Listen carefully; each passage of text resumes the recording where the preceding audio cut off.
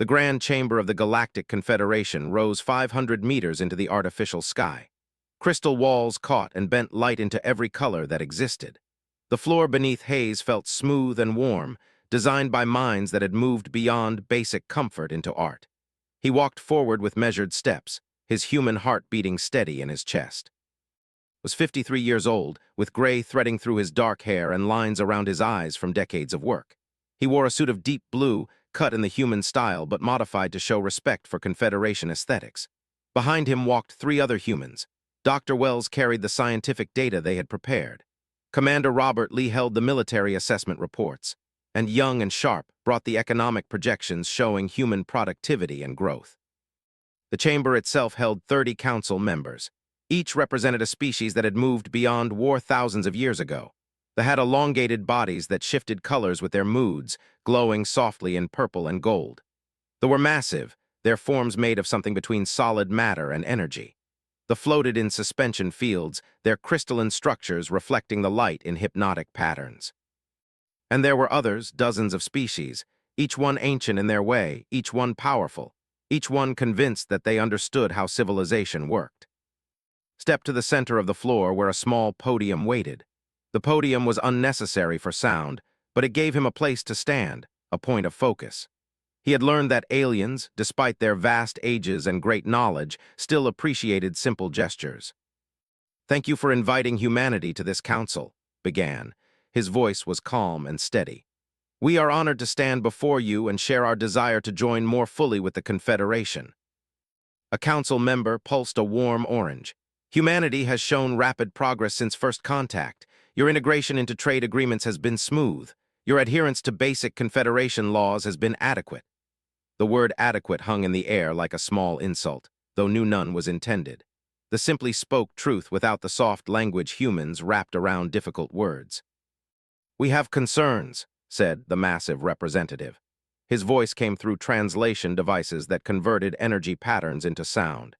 "Your species is only 200 years past your last global conflict. You still maintain significant military forces. You have not yet achieved the enlightenment that moves a species beyond violence." Had anticipated this. He had studied the concerns of each council member before arriving.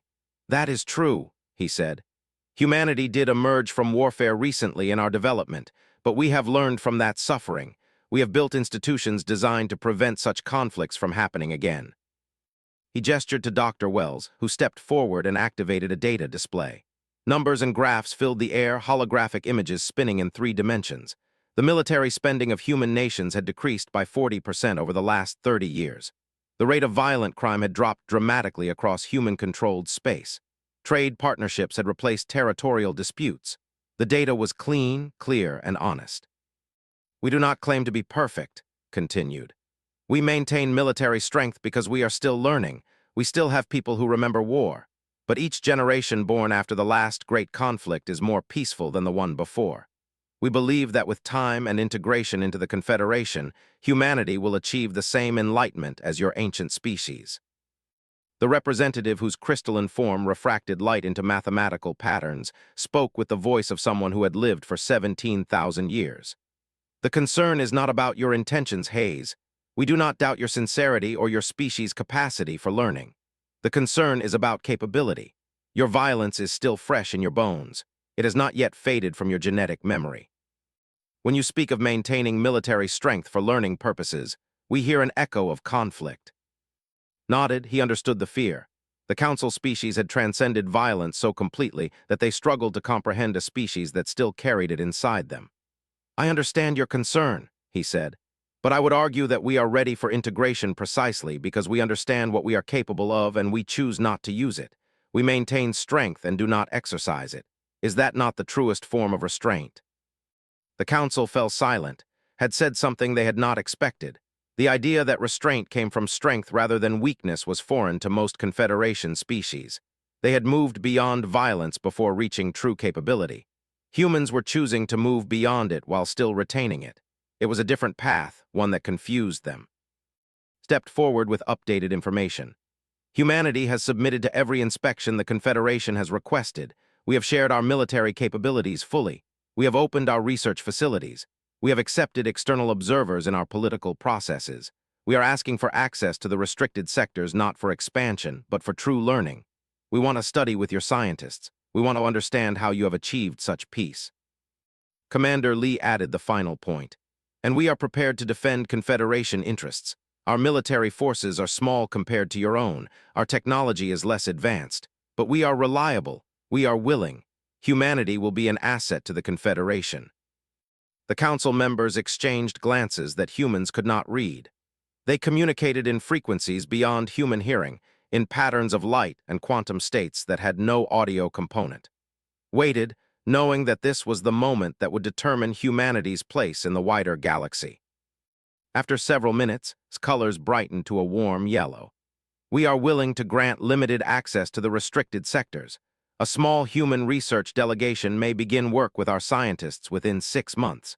Your military forces may establish bases on the perimeter stations, and we will accept your species into fuller Confederation participation." The vote was nearly unanimous. Only one council member abstained, and that was the reppers. The alarm came at 400 hours station time. It was a silent alarm at first, just data moving through sensor networks, a pattern that intelligent systems recognized as wrong.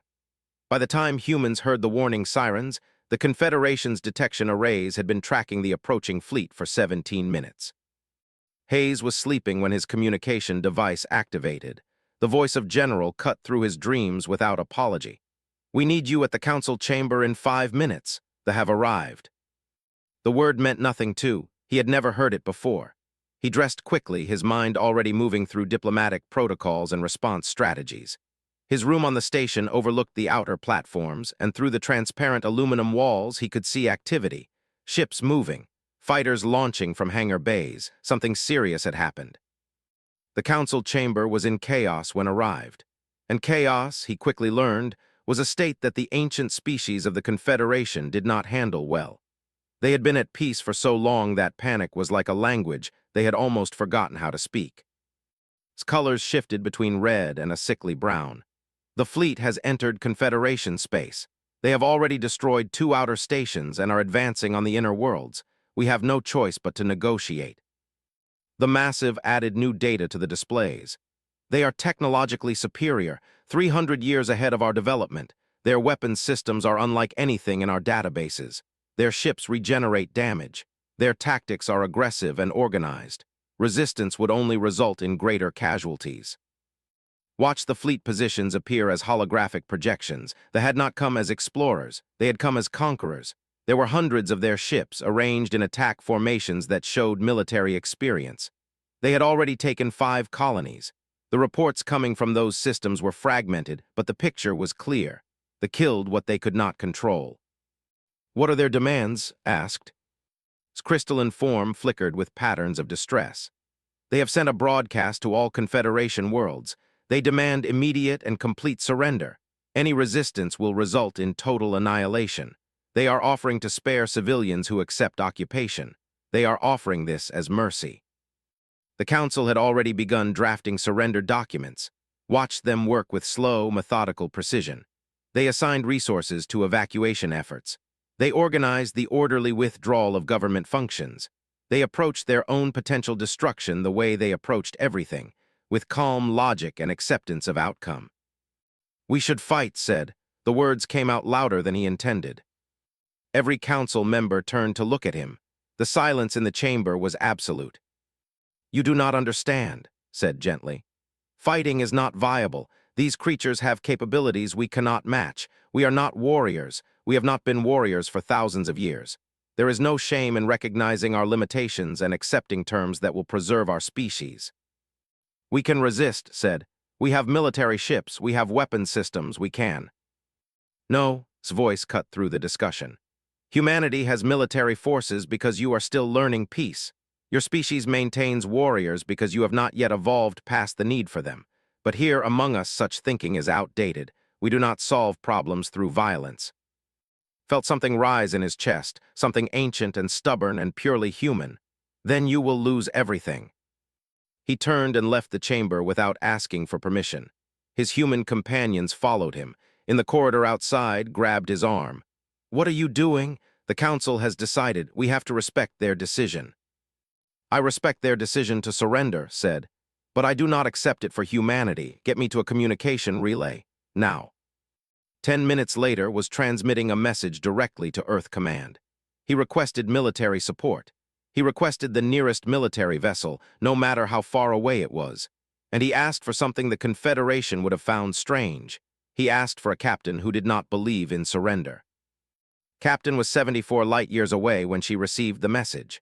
Her ship, was a multi-purpose cruiser, not a battleship. She had a crew of 408 humans. It was equipped with the human military technology, which meant it was 300 years behind in some systems and roughly equal in others. When Red's message, she did not convene a council. She did not ask permission. She simply changed this course and began running calculations on weapons trajectories and fuel consumption. Her executive officer, Commander Daniel Park, approached her on the bridge. Captain, Command is requesting our status. What should I tell them? Tell them we are responding to a crisis in Confederation space, said. Her voice was steady and flat and completely final. Tell them we will engage enemy forces if necessary. They outnumber us more than 50-1, Daniel said. Nodded, she was looking at the same projections he was looking at. I know the math. The dropped out of faster-than-light space at extreme distance from the fleet, studied the tactical display with the calm focus that her crew had learned to recognize. They were outnumbered 50-1. The ships were larger, better armed, and more advanced. By every mathematical measure, they should have turned and run. Instead, opened a direct channel to the command ship. This is captain of the Earth military vessel. I am giving you a single opportunity to withdraw from Confederation space. The response came back almost immediately. They did not speak as much as they conveyed meaning through sound waves that vibrated the very air itself.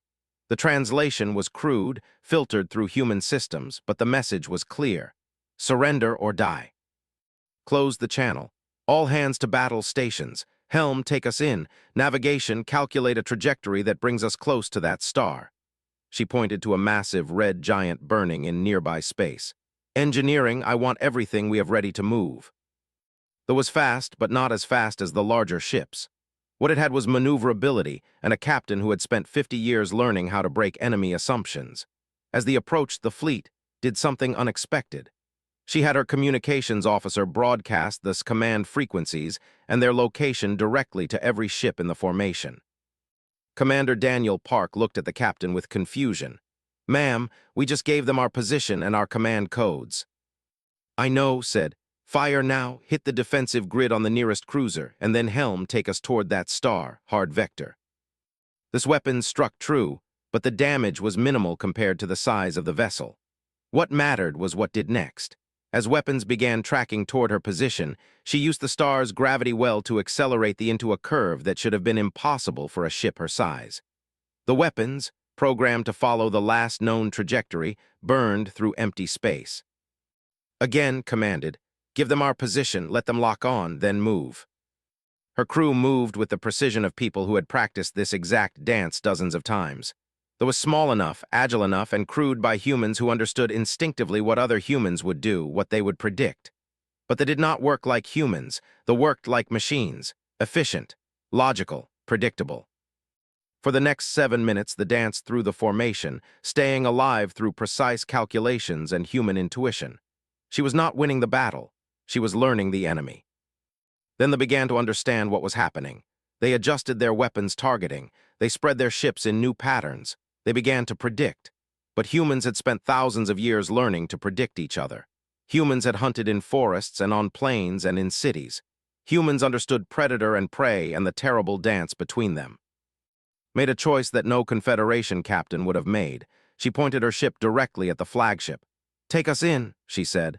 Full speed, navigation, calculate a collision course. They accelerated toward the massive vessel. Weapons fire lit the space around her. The hull temperature spiked. The ship shook under the assault. And then, at the last possible moment, pilot pulled the into a spin that brought the ship parallel to the vessel. This weapons, positioned precisely by a captain who had studied the angles for 50 years, tore into a specific section of the enemy ship. The section had targeted was not random. Years of studying every tactical report, every piece of intelligence had taught her something. They relied on a single regeneration system. It was advanced and tough, but it was centralized. Every ship had the same weakness built into their design by whatever species had created them. Thus weapons found that weakness, they exploited it. The flagship shuddered, its regeneration systems collapsed, its weapons stopped firing. For the first time, one of the ships went dark. The crew erupted in communication. They had done something the Confederation had thought impossible. They had damaged a vessel beyond its ability to immediately repair. They had proven that the invincible could be challenged. But did not celebrate. She was already moving to the next phase of her battle. She had her crew take damage they did not need to take. Specifically, they damaged the ship's forward deflector grid and exposed their weapons ports. To any logical analysis, they had just become vulnerable. They interpreted this exactly as had predicted. They focused their fire on the exposed sections. They committed ships to converging on this position, and as they did, had her remaining weapon systems target something else entirely. The power conduits connecting the ships, the communication arrays linking the fleet, the systems they all relied on to maintain coordination. A Confederation captain would have tried to defeat the through superior planning or through an appeal to peaceful resolution. Did neither. Instead, she treated the battle like a hunt. She identified the prey's weaknesses. She drove wedges between them.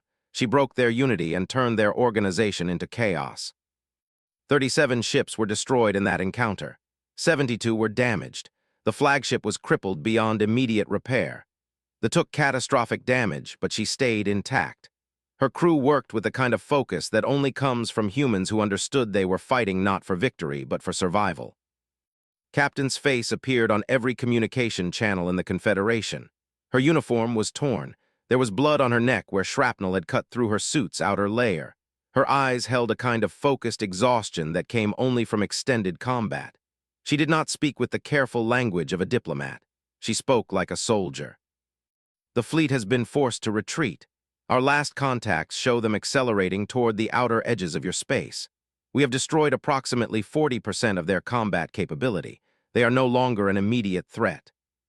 The Confederation received this information in silence, then continued. I am transmitting tactical data and combat footage to your war strategists. I want them to understand what we did. I want them to understand how we did it. Because humanity did not win this battle through superior technology or through greater numbers. We won because we understand something about war that your people stopped understanding 5,000 years ago. In the council chamber, Hayes watched this broadcast with growing concern. He could see where this was leading. He could see the moment humanity revealed something that it had been hiding beneath layers of diplomacy and careful restraint. Took a breath. Behind her, the medical teams were still working on the ship had taken direct hits that should have destroyed it. The shield systems should have failed. The hull should have breached. But humans had learned long ago how to make things continue functioning when they should have stopped. War is not a problem to be solved with logic, said. War is a problem to be solved with survival. Our people hunted apex predators on our home world. Our people survived in environments that wanted to kill them. War is not a new skill for us. Peace is the new skill. We chose to wear the clothes of peace, but the nature underneath has not changed. The council members looked at each other in the way they had learned to communicate across their different biologies. There was fear in that exchange, and something else, something close to understanding. Stood and addressed the council. His voice was steady, but something had changed in him. He was no longer a diplomat asking for acceptance. He was something else. He was the representative of a species that the council had radically misunderstood. I told you that humanity maintains military strength because we are learning peace, said. I need to be more honest. We maintain military strength because we never stopped being predators. We are predators who have chosen civilization. We are creatures built for war who have decided to build something else instead. But that decision is a choice, not an evolution. The capacity for what you just witnessed is still inside every human. We control it. We restrain it. We aim it only at threats that cannot be controlled any other way, but it is still there. Its colors had become a dark, uncertain brown. Are you saying that humanity is incapable of true peace, that we have made an error in granting you access to our worlds? No, said. I am saying something different. I am saying that the species you should most trust are not those incapable of violence. The species you should most trust are those capable of terrible violence who choose restraint, because that restraint comes from understanding what they are capable of. It comes from a choice, not from an inability. The massive made another one of those sounds that the translation systems struggled with. They came because they sensed weakness. They came because we were a civilization at peace, and peace in the universe is often confused with defenselessness. You changed that equation. We did, confirmed, and we will keep changing it, because humanity's purpose in the Confederation is not to be peaceful. Humanity's purpose is to be a reminder that true civilization is not the elimination of capability. True civilization is the conscious choice to restrain capability. You are peaceful because you have evolved past the need for war. Humans are peaceful because we choose to be peaceful. The difference is significant.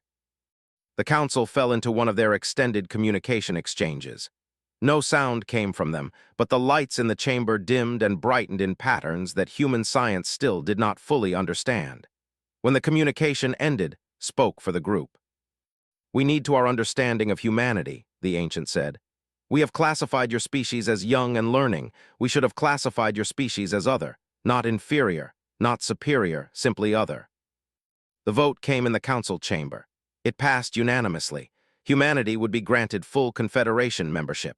But more importantly, humanity would be given new responsibilities. A human officer would be added to the Confederation's Security Command. Human military advisors would work on strategic planning, and humans would be granted the authority to respond to threats with whatever force was deemed necessary. Left the council chamber and made his way to the observation deck overlooking the wounded. The ship hung in space like a broken piece of metal, but she still had power. She still had weapons. She still had humanity inside her, doing what humans had always done, finding a way to survive. He opened a channel to Captain. "Congratulations, Captain," said. "You have just changed the course of galactic history." His exhausted face appeared on the screen. "I did what was necessary. That is what we do. That is all we have ever done." "I know," said. "That is exactly the problem the Council is now wrestling with. They have spent 5,000 years trying to become something other than what they were. But humans never had that choice. We have always been what we are. And now the Confederation has to understand that and build their future around it." The engines began to power down. The battle was over. The ship had done what it had been built to do. But something larger had happened in this exchange. The galaxy had learned something about humanity that would change how they viewed this young species forever. Humans were not primitives learning to be civilized. Humans were apex predators who had decided that civilization was worth pursuing. And that decision, that choice to restrain themselves, made them more trustworthy than species that had never had the option to choose anything else. 6 months after the battle with the council chamber had been reorganized. There was a new section added to the floor, positioned with human sight lines in mind. Hayes had been offered a permanent seat. He had accepted with a condition of his own, that the seat would always be available to any human representative, not just himself. The Confederation had agreed. The first session with humanity holding full security authority began with a formal briefing. Commander Daniel Park, Captain's second officer, stood before the Council and presented humanity's security assessment for the Confederation. "The threat from external sources has increased," Daniel said without hesitation. "Though we're not acting alone, we have identified communication patterns suggesting they were working with another hostile force further toward the galactic core. There are other predatory species out there, species that have weapons systems we have not yet encountered, species that view peace as weakness." The Council listened without interruption. They had learned that the best way to engage with humans was to let them speak their complete thoughts before responding. Daniel continued. "Humanity recommends that the Confederation increase its defensive posture. We recommend military installations on all border systems. We recommend developing early warning systems and rapid response protocols. And we recommend that the Confederation's peaceful approach to conflict resolution be paired with an actual capacity to respond with force when diplomacy fails." Pulsed a steady gold, the color of acceptance and understanding. "You are recommending that we abandon the principles that have guided us for." "No," Daniel said clearly. "I am recommending that you do what humanity learned long ago. You maintain the capacity for force, but you use diplomacy first. You negotiate from a position of strength, not from a position of hope that others will choose peace. You are learning what humans understood when we were still fighting wars with sharp metal and fire." Over the following months, the Confederation transformed. Military installations were built on the outer stations. Human officers were trained alongside Confederation species. Weapons systems were updated. Strategy changed from how to negotiate with threats to how to eliminate threats if negotiation failed. But something unexpected happened during this transformation. The other species of the Confederation, watching humans work, began to understand something about themselves. They realized that they had not evolved past violence through enlightenment. They had evolved past violence because they had never been particularly good at it.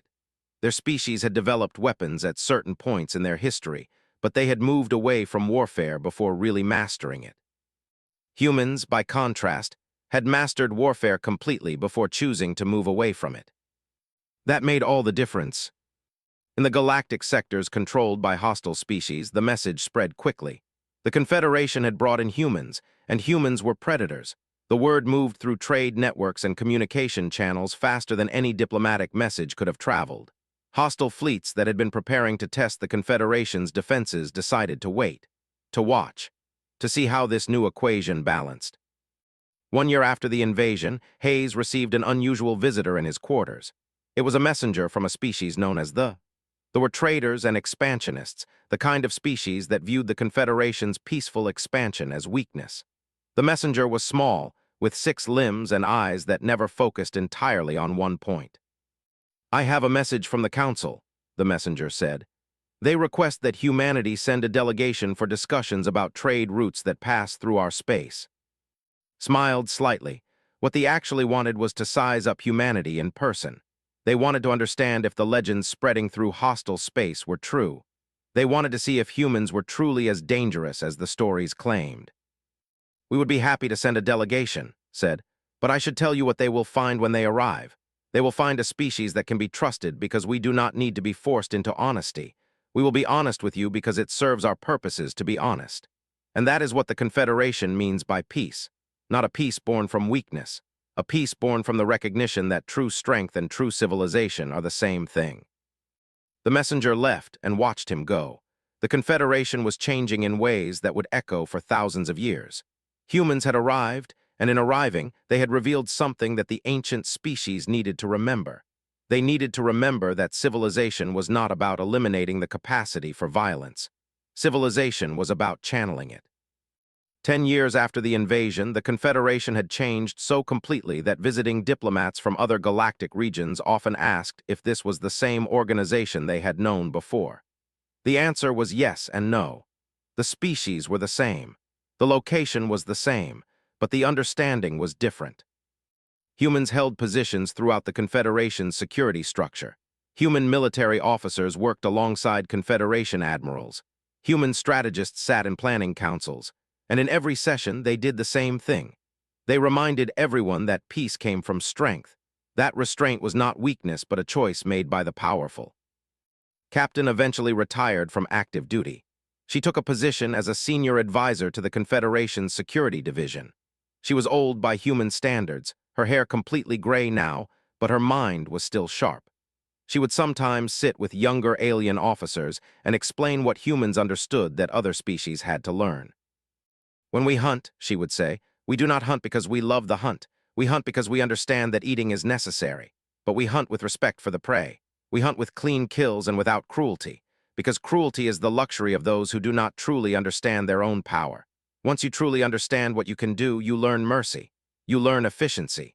You learn that taking a life is important enough that you do it properly, not wastefully." The young officers from other species would listen to these lessons and begin to understand. They would begin to see that humans were not showing off with their military capabilities. Humans were simply being honest.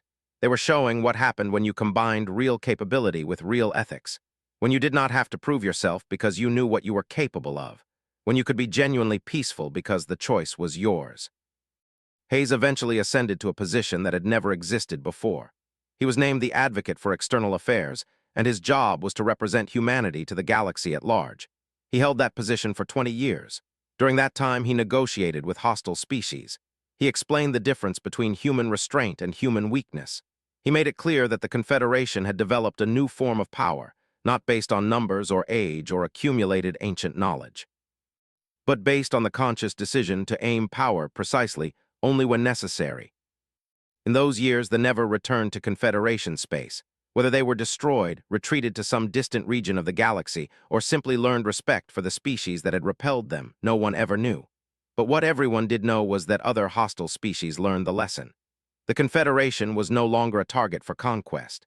The Confederation had humans, and humans understood something that most species took to grasp.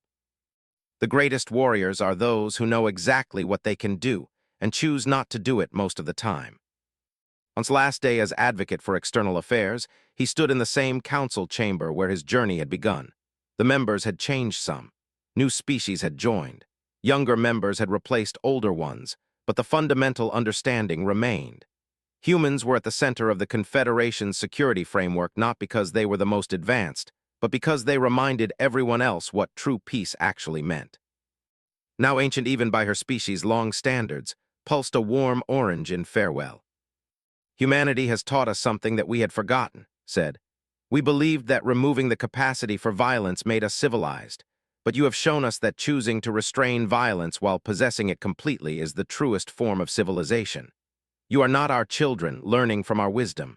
You are our teachers, reminding us of what we were before peace made us gentle. Bowed in the human way. The Confederation does not need human teachers, it needs human honesty. And humans will always provide that because in the end, we are a species that understands that truth, no matter how uncomfortable, is better than comfortable lies. He left the chamber that day knowing that humanity had found its place in the galaxy, not as peaceful primitives learning from ancient species, but as something far more important. Humans had become the reminder that true civilization is not the absence of capability. True civilization is the presence of capability with the wisdom to use it sparingly and well. The galaxy would remember this lesson for ages to come, because humanity had arrived not as peaceful seekers, but as what they truly were, apex predators who had chosen, consciously and completely, to build something better than the violence they were capable of. In the dark of space, the Confederation prepared for its new future, and humanity's place in that future was no longer at the bottom of the ladder, hopping to learn peace. Humanity's place was at the center, reminding everyone else what true peace actually meant. Watching from the Confederation station, Hayes saw the battle unfold on the tactical displays. He saw something that the Council did not see. They were fleeing, not retreating, not regrouping, fleeing. They were turning their remaining ships away from the star system and accelerating toward the edge of Confederation space. The Council members sat in stunned silence. Its crystalline form had gone dark, reflecting no light at all. Colors had faded to a pale gray. The massive made a sound that the translation systems could not quite capture. It might have been shock, it might have been fear. What they had witnessed was not a military victory. What they had witnessed was predatory behavior, raw and efficient and utterly unconcerned with the rules that governed civilized conflict. What they had witnessed was humanity, not the version they had met in the diplomatic chamber, not the peaceful species asking for integration into the Confederation, but the version that still lived in human bones, the version that understood how to break things and how to survive when everything around them was breaking. Do it anyway, that is what we do. We do the thing that does not make sense and we make it work. The jump to faster-than-light speed, moving across the gulf between stars. It would take 5 hours to reach the battle zone. In the Confederation chamber, the surrender documents were being finalized. The Council had accepted that this was the end of an era. They had accepted that the time of peace was finished. None of them understood what was about to arrive. A species that had never fully trusted anything younger than 2,000 years old. Felt his shoulders relax. He had done it. Humanity had taken a massive step forward. In the chamber, his team exchanged small smiles. They had not yet realized what was coming. None of them had understood that within weeks, the galaxy would learn something that would shake the very foundations of Confederation peace. Hayes stood in the great chamber and looked at the Council members surrounding him. He saw acceptance in their expressions. He saw the beginning of trust. He could not see the future racing toward them all, fast and violent and hungry, coming from the dark space beyond.